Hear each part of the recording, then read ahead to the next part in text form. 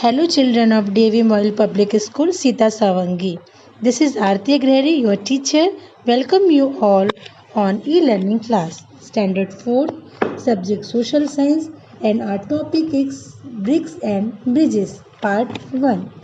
Let's begin our class. Children, we all love our house. It gives shelters and protect us from rain, wind, cold and heat of the sun. It also protects us from thieves. Children, in standard 3rd you have studied about different types of houses found in different parts of India.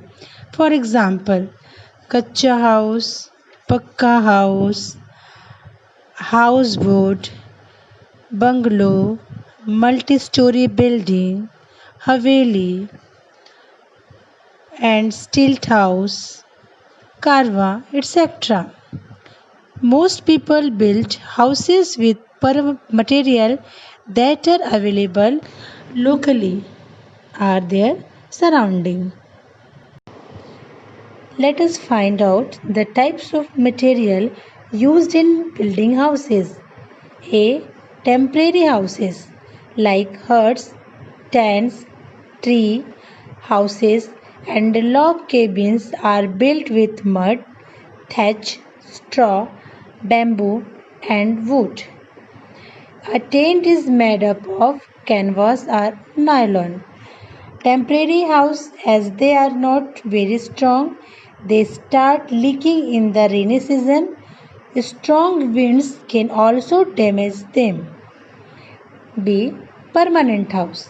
Permanent house like bungalow, flat, villas, haveli are built with bricks, stones, cement, iron rod, glass, wood, etc.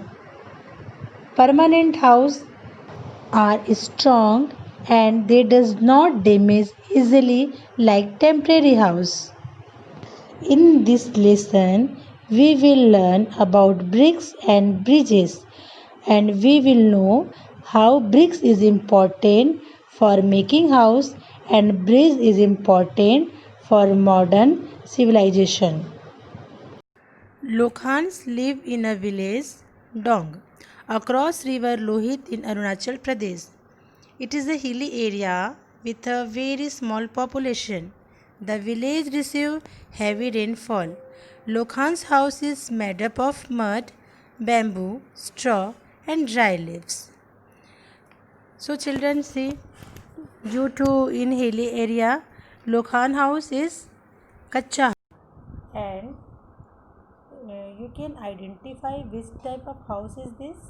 This is stilt house. Stilt houses are made in those areas where floods are very common. The water drains away easily through the stilt house without damaging the house. And also a stilt house has a ladder to climb up. It is removed and kept inside the house at night for safety from thieves and wild animals.